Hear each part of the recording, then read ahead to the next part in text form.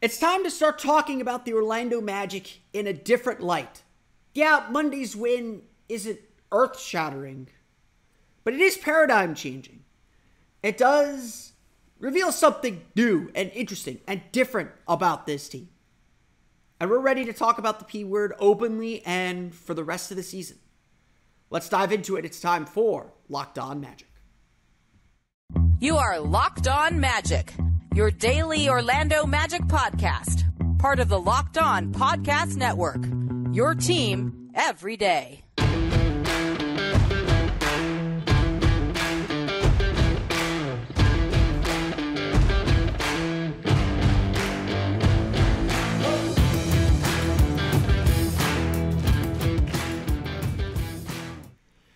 And you are indeed Locked On Magic. Today is February 14th, 2023. Happy Valentine's Day to those who celebrate. My name is Philip Ross from Mike. I'm the site expert and editor over at OrlandoMagicDaily.com. You can follow me on Twitter at PhilipRR_OMD. On today's episode of Locked On Magic, the Orlando Magic get a huge win against the Chicago Bulls. But it's not just that they beat the Bulls, a team ahead of them in the standings. It's the way they did it and the response they showed. Why this proves the Orlando Magic are play-in ready, or at least play-in chase ready. Well, we'll get to all that coming up here in just a moment. First, we want to thank you again for making Locked On Magic part of your day every day, no matter when you listen to us, whether it's first thing in the morning, whether it's right when we upload. We truly appreciate you making Locked On Magic part of your day every day. Remember, there's a great Locked On podcast covering every single team in the NBA. Just search for Locked On and the team you're looking for, the Locked On Podcast Network. It's your team every day. Today's episode is brought to you by FanDuel Sportsbook, official sportsbook of Locked On. Make every moment more. Visit FanDuel.com/LockedOn today to get started.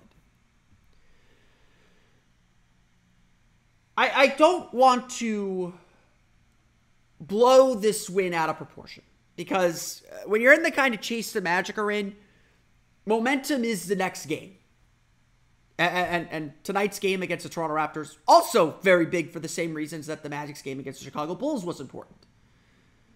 There are so many things that may or may not come into play that mattered. The Magic entered Monday night 3.5 games back of the Toronto Raptors and Chicago Bulls for the 10th spot in the Eastern Conference, that last coveted play-in spot, and a chance to play some postseason basketball.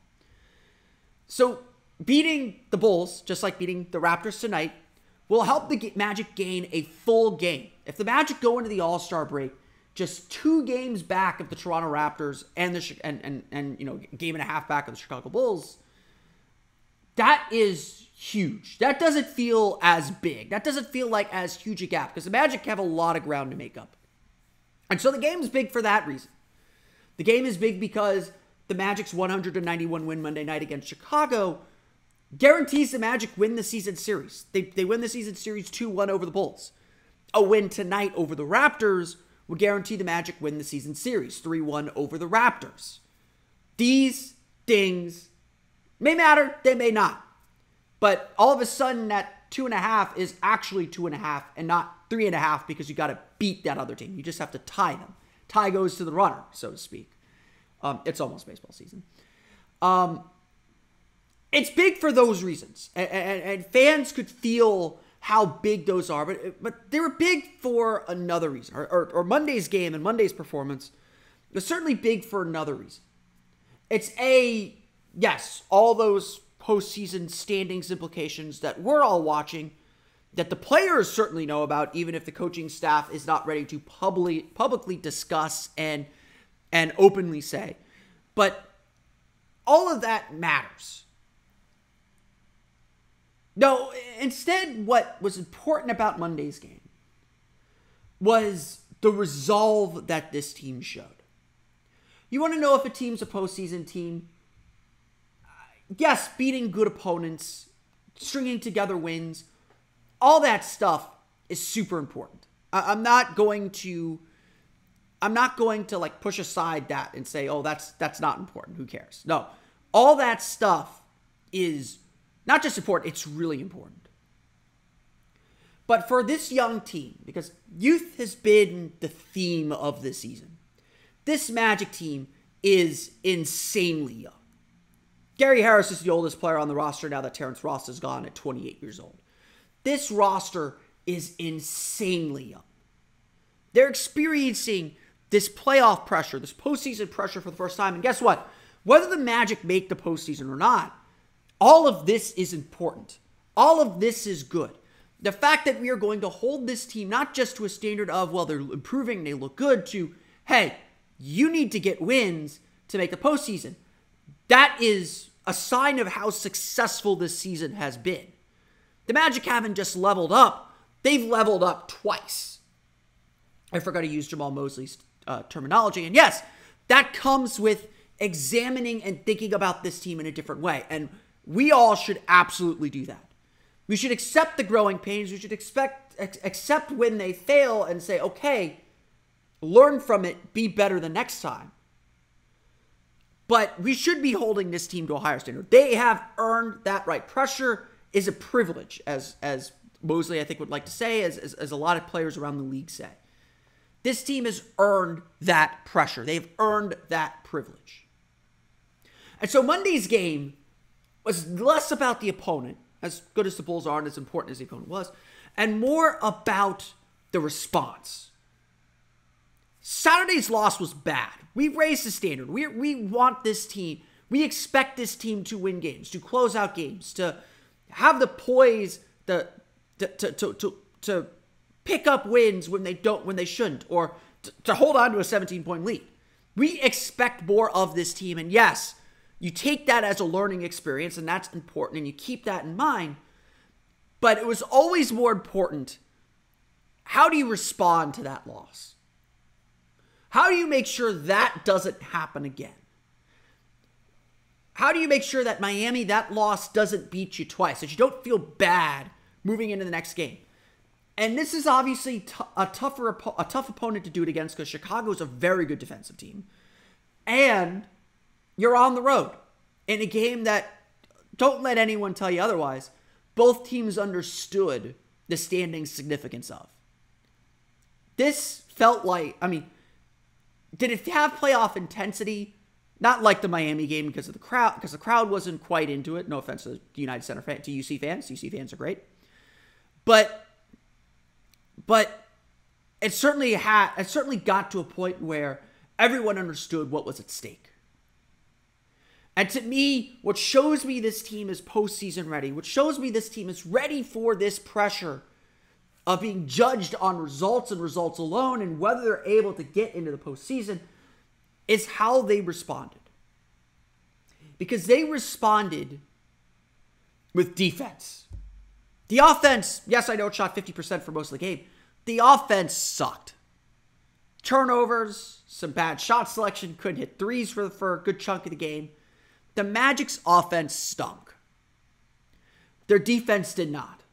The Magic played one of the best defensive games they played all season. In fact, their third best defensive game by defensive rating this year, giving up fewer than 100 points per 100 possessions. Obviously, it was about 92, so game was played under 100 possessions. They buckled down, and instead of running away from their identity and running away from who they are after that loss on Saturday, they embraced it. They hardened their identity. They understood some of the mistakes they made for sure, because while the Magic did build out a 10-point lead and the Bulls did cut it to 5, Orlando closed the door this time. There was no mistaking it. They closed the door. Markelle Fultz with a great layup to put the Magic back up 7, and Paolo Banchero icing it with a little bit less than a minute to play with a pull-up jumper over Nikola Vucevic. Those were closer-type plays, the kind of plays the Magic didn't get in the loss of the Heat. And despite the offensive struggles and the turnovers, they didn't complain. They didn't lose focus. They got back and they defended. They made sure the Bulls didn't take advantage of their mistakes. That's what this team can be. And no matter who was in the game, no matter which group was in the game, because starters finally had a good run and the bench struggled a little bit, no matter who was in the game, the Magic's defense was a constant presence. It was constant pressure. It was constant throughout the game. And even when DeMar DeRozan got into his bag and hit a couple shots, or Zach LaVine hit a couple shots, the Magic didn't waver. They knew they were forcing tough shots. They knew they were playing the way they need to play. Over the last 13 games, the Magic are 10th in the league in defensive rating. For the entire season, the Magic have now climbed to 16th in the league in defensive rating. This is real. Like, plain and simple. This is real. And the way the Magic are playing is a way that can travel and is a way that will keep them in games and give them chances to win. Now, whether they're able to execute on those, whether they are able to scratch out victories, to scratch out late games, that's going to determine whether this team goes to the play-in or not. Whether this team is able to make up that gap. And look, as big as Monday night's game was, Tuesday night's game is just as big. This Raptors team has been playing a little bit better since they got Jakob Poeltl with their interior defense. They still have all their pieces. I'm sure they're going to be very motivated. Tonight's game is going to be a tough one because the Raptors are a much better shooting team than the last two teams the Magic have played against. They're not going to get the same three-point luck that they've gotten of late. But the point of all this is, Orlando is in the race. No hiding from it, no denying it, no avoiding it, no ignoring it anymore. The Magic are in the play-in race. The Magic have put themselves in a position here in the final quarter of the season to play meaningful, pressure-packed games. And they have earned the right to be judged on their performance in those games. Because we're going to learn a lot more about this team and what it's capable of under this pressure than we would otherwise. Grant them some allowance for being young because this year is not the point of it all. But getting this experience is going to make the final product, the final version of this team, so much better. And they've earned this opportunity and earned this privilege to feel this pressure. We're going to go through the final box score of the Orlando Magic's win over the Chicago Bulls. Plus talk a little bit about some transactions that have happened over the last few days. We'll do more Terence Ross stuff later in the week. I want to give Terence Ross his flowers when we get there. We'll get to that coming up here in just a moment. But first, a quick word from our pals at FanDuel.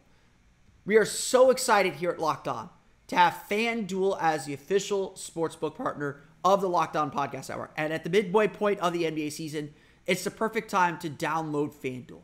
New customers get a no-sweat first bet up to $1,000. That's bonus bets back if your first bet doesn't win. Just download the FanDuel Sportsbook app. It's safe, secure, and super easy to use. Then you can bet on everything from the money line to point scores and threes drain. Plus, FanDuel lets you combine your bets for a chance at a bigger payout with same-game parlay. So don't miss a chance to get your no-sweat first bet up to $1,000 in bonus bets when you go to FanDuel.com/LockedOn. That's FanDuel.com/LockedOn to learn more. Make every moment more with FanDuel, an official sports betting partner of the NBA. Just a quick reminder, FanDuel is not yet available in Florida. All right, as we do after every game, I apologize for getting this out a little bit late, but as we do after every game, let's go through the final box scores. The Orlando Magic defeat the Chicago Bulls 100-91. I know not every fan loves these low-scoring games, but I absolutely adore these kinds of games. Games where you can't quite look at the box score and get the full picture. Just a really gritty, gutsy effort. And I love these kinds of games from the Magic. I love when the Magic play these games because this is the team's identity. They don't, yes, they have Paolo, yes, they have Franz, and we'll get to them in a sec here. But they don't have the offensive weapons yet to outscore teams consistently. Now, are you going to hold teams to 14.3% shooting from deep all the time? No. But this team is built to be a strong defensive team. They have all the pieces, and we saw this Thursday night against Denver. When the Magic are committed defensively, they are really, really good. They could beat anybody. They could give themselves a chance because they do have guys that can create a little bit. They do have a bench that's playing really, really well and can take advantage of when the other team's best players are out. They have all the like little pieces to be this kind of quirky little play-in team. And look, make all the jokes about length that you want. That length thing is real, and we're finally seeing it play out in the way that the Magic are deploying it. They get deflections when they rotate, when the low man helps down. They're able to stay in passing lanes. They're able to contest real quickly because of that length. It bothers teams, and the way that the Magic deploy their length, always having kind of two longish arm guys on the wings at the two forward spots. They have some size. Like Markelle Fultz is turning into a solid defender. It's really impressive to watch, and it's really impressive to see how this team has really come together and started to really buy in defensively. We'll get to the scores in a minute, but I got to highlight a couple guys for their defense first.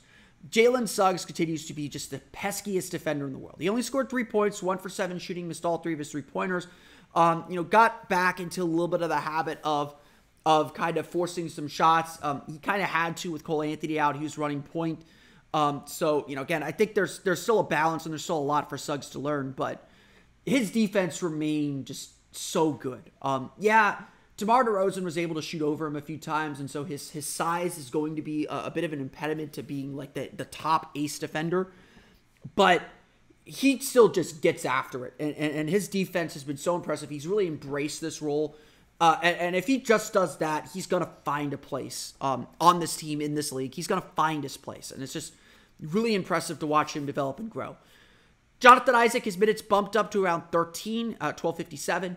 Did not score, 0 for 4, missed some of his turnarounds and jumpers. Didn't really get to the basket much, had four rebounds total.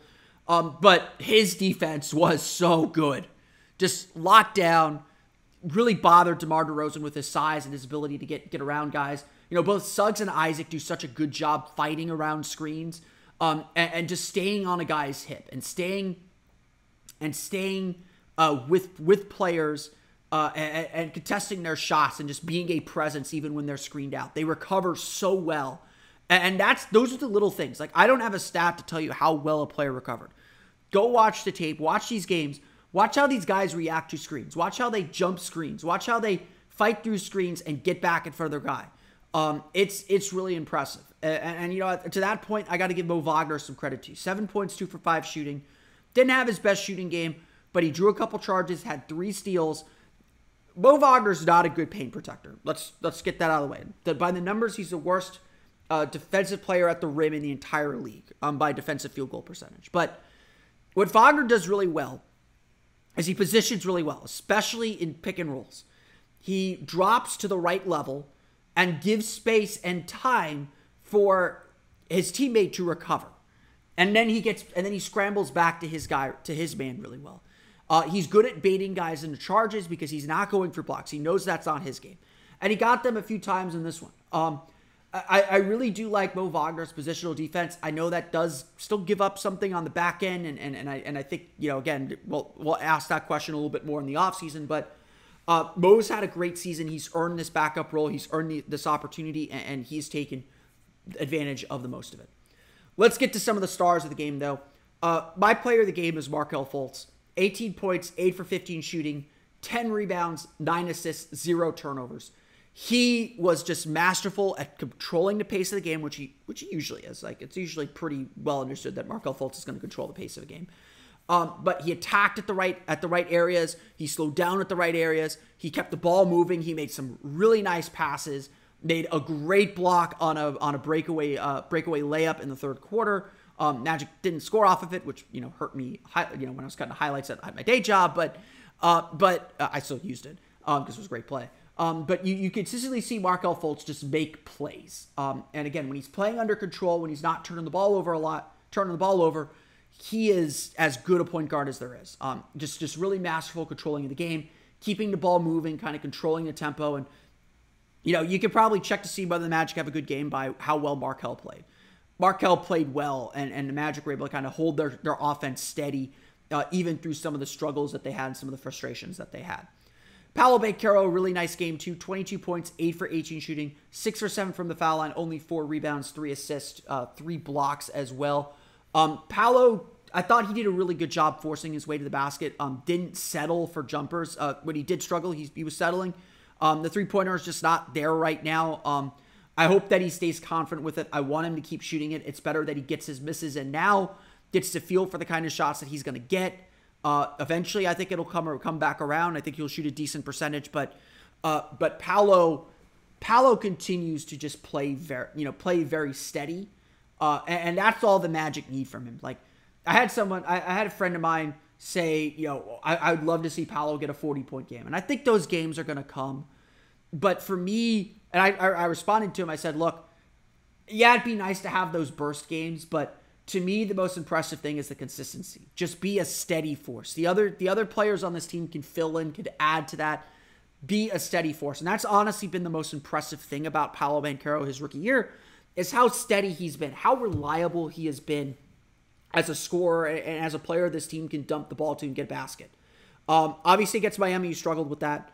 But in this game, he made the big shot. He made the big plays. I thought his defense has been pretty good. I think his biggest defensive weakness is the second jump almost. He's really good. He'll contest a shot, but his momentum will take him out of the way, and he won't immediately kind of get back into the play, so he'll give up a few offensive rebounds that way. Those little things are things you have to learn, and you have to really focus in on. And, again, everyone wants a finished product with Paolo, and he's really been great. I will remind everyone this is the worst he's going to be. He's going to get better. He's going to work on a lot of things in the offseason. He's going to be a better player next year. Rookies are always bad. And so the fact that we have a rookie that is contributing so much is a very big positive. Really, really big bounce back game from Franz Wagner. 18 points, 7 for 8 shooting, 3 for 4 from deep, 3 rebounds, 3 assists. He did turn the ball over 4 times, so he did get stuck a few times. But overall, Wagner was back kind of in his bag, hitting shots, comfortably shooting threes. Just a really solid game. It was good to see him get those shots to fall. Wendell Carter, a rare bad game against the Bulls, 15 points, 7 rebounds. Still played some good defense, made some big shots early. A lot to like though from Wendell, even if the shots weren't falling, with consistency and look, no player needs to break more than Wendell Carter. He's not going to get fully healthy in the week that the Magic will have off. That plantar fascia thing is still bothering him. It's very, very clear it is. Number one priority for him this offseason is not going to be to add anything. It's to get off his feet for a few weeks, let that thing heal, and then slowly ease back into working, because that's a tough injury. He's playing through it because it won't get worse. It's just managing pain. He's clearly hurting out there. He's clearly a step slow. I don't know what else there is to say. The Magic shoot 46.9% from the floor. They're above 50% in the first half, but again, just struggling from beyond the arc. 8 for 27 from deep, 16 for 19 from the foul line. So again, usually not a good sign when the Magic aren't getting to the foul line a ton. They had 18 turnovers for 16 points. And so again, this is where you got to really credit the defense. The Magic did some things they don't normally do when they win games. They don't usually win when they don't get to the line. They don't usually win when they turn the ball over this much. The defense was really that good. They got outscored in the paint 52-46. They didn't have any second chance points. They had only 8 fast break points. Like, this is the stats that look like a game when the Magic should have lost. But Chicago missed 18 three-pointers. They were 3 for 21 from deep.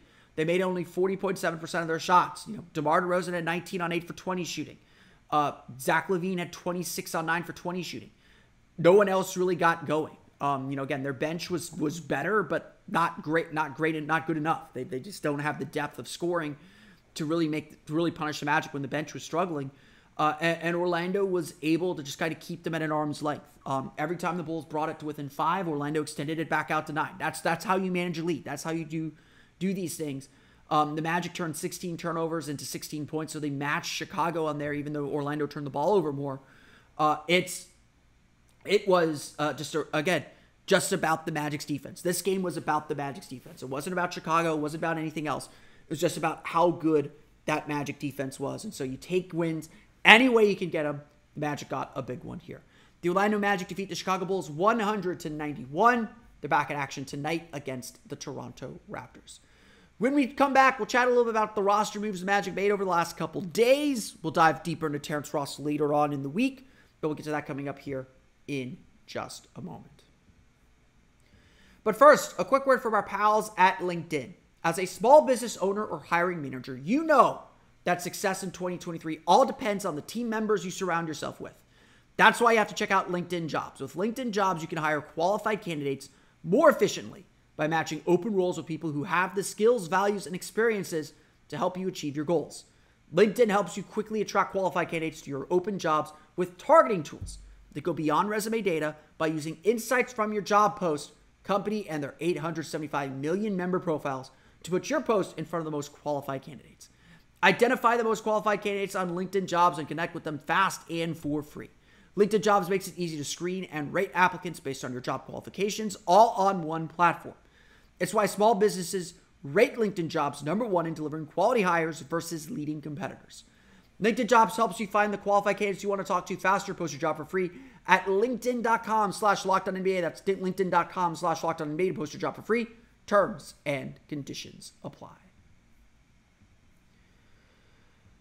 We will dive deeper into Terence Ross and his legacy with the Orlando Magic later on in the week. We got All-Star break episodes to fill. We will get to that probably on Friday's episode of Locked On Magic before the Rising Stars game. I am still kind of gathering my thoughts on what I want to say about Terence Ross and what he has meant to this organization, to this fan base, and to this team over the last 7 years. But obviously the Magic have made some roster moves. A lot of them were expected. The Magic waived Pat Beverly, who they acquired at the trade deadline last week from the Los Angeles Lakers. And they waived Terence Ross. Again, agreeing to buyouts with both, sending them out into free agency so they can go play for contending teams and have a real shot at winning a championship. Terence Ross is expected to sign with the Phoenix Suns here in the next few, once he clears waivers in the next few days. Again, these moves were expected. The Magic essentially traded Mo Bamba to the Lakers as a favor to him, give him a chance to play on a play-in team, I guess, on a playoff contending team. Yes, it gives the Lakers some center security that they weren't going to have because they were going to lose Thomas Bryant in free agency. The Magic get a second-round pick out of the deal. But essentially the Magic knew they were letting Mo Bamba go. And they got something for him. Kind of the same deal with Terence Ross. The writing's been on the wall for a while. Ross kind of nudged for a trade in the offseason. Not that he hated Orlando, not that he hated his teammates, but he wanted to play for a contending team. And so I think the Magic did right by him by turning him, understanding they weren't going to use him, understanding that they were focused on other players, and they were going to turn him loose to free agency so he could get that chance with a contending team. None of these moves were surprising. I know some fans are asking, why, what's going on? I've seen a lot of people say that the Bamba trade was a bad trade, and to some extent, yeah, it was, but it accomplished what it was meant to accomplish. The Magic want to do right by players. They want to do right by people, first and foremost. That's a favor to an agent that could come back around and help out. Everyone knows the Magic are a pretty easy team to deal with. They're going to keep their confidence. They're going to keep things secret. They're going to keep things in-house. And when the time comes, they're going to work to benefit players. We are expecting here in the next few days that the Magic will probably waive and buy out RJ Hampton. That move I don't quite understand unless Hampton has a team lined up to sign him. I honestly think it'd still be beneficial for Hampton, to have access to the Magic's facility, to work out and practice with the team, get some time in Lakeland to build up his game tape so that he can show that to potential suitors for Summer League. He's going to have to play Summer League again this year to get a roster spot.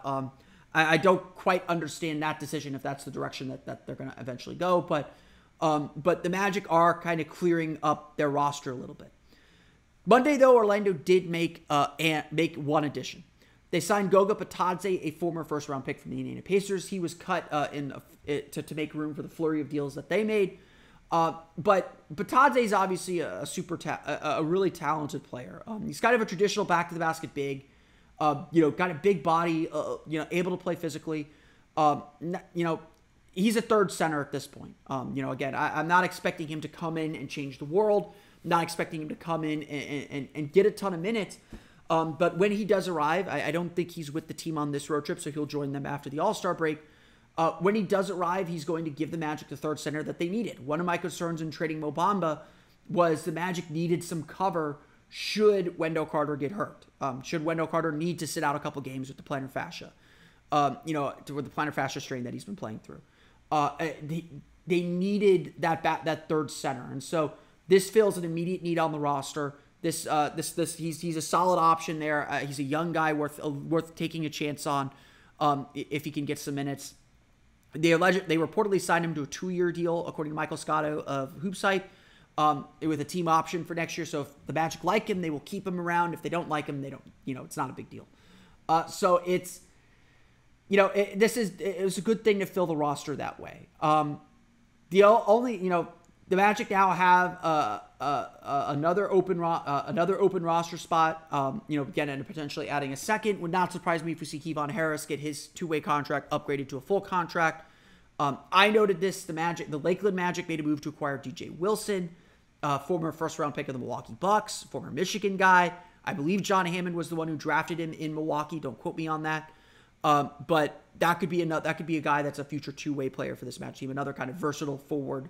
Another big, rangy, versatile forward, but a guy that's obviously supremely talented that hasn't really gotten his chance in the NBA quite yet. Some things to keep an eye on. I'm not saying any of that's going to happen, but these are the last kind of roster maneuverings as we do get ready for this play-in chase. But that's going to do it for me today. I want to thank you all again for listening to today's episode of Locked On Magic. Of course, find me on Twitter at @PhilipRR_OMD. Subscribe to the podcast on Apple Podcasts, Stitcher, TuneIn, Himalaya, Google Play, Spotify, Odyssey, and all the fun places to download podcasts to your podcast-enabled listening device. For the latest on the Orlando Magic, be sure to check out OrlandoMagicDaily.com. You can, of course, follow us there on Twitter at @OMagicDaily. Now that you're done listening to us, go make your second listen the Game to Game NBA podcast. Every moment, every top performance, every result. Locked On Game to Game covers every game from across the NBA with local analysis that only Locked On can deliver. Follow Game to Game on Locked On NBA, available on the Odyssey app, YouTube, and wherever you get podcasts. That's going to do it for me today, though. I want to thank you all again for listening to today's episode of Locked On Magic. For Orlando Magic Daily and Locked On Magic, this has been Philip Rossman-Reich. We'll see you all again next time for another episode of Locked On Magic.